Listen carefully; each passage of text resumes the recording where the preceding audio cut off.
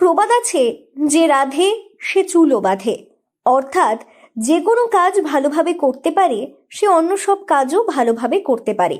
এক হাতে সংসার সামলানোর পাশাপাশি ব্যাগ তৈরি করা শিখে সফল ব্যবসায়ী হিসেবে নিজেকে প্রতিষ্ঠিত করেছেন এক মহিলা।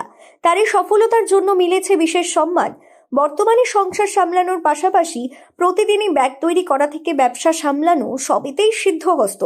নন্দকুমারের এই মহিলার সফলতার কাহিনী এখন এলাকার পাশাপাশি ওই ব্লকের বহু মহিলাকে অনুপ্রেরণা জুগিয়ে চলেছে।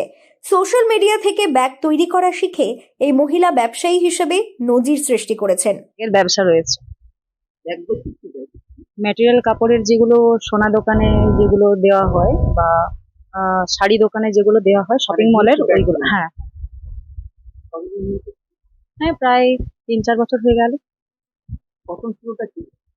প্রথম শুরু হয়েছিল মানে শখ করে জিনিস সেলাই করবো বলেই একটা মেশিন কেনা। বর্তমান সময়ে প্রায় সমস্ত কাজেই পুরুষদের সঙ্গে নারীরা সমান পাল্লা দিয়ে চলছে।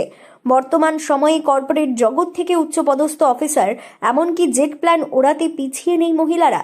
তবুও কিছু কাজ আছে যা শুধুমাত্র পুরুষেরাই এতদিন করে আসছে। বর্তমান সময়ে শুধু ওই সব কাজ নয়, আরও কিছু কাজে মহিলারা সমানভাবে এগিয়ে আসছে। এমনকি সেই কাজে সিদ্ধহস্ত হয়ে ঘর সংসার সামলে তৈরি করেছেন ব্যবসা, আর ব্যবসা দিয়ে সফলতা লাভ করেছেন। প্রত্যন্ত গ্রামের মেয়ে সফল ব্যবসায়ী হিসেবে প্রতিষ্ঠিত লাভ করে প্রচলিত প্রথা ভেঙে ফেলেছেন।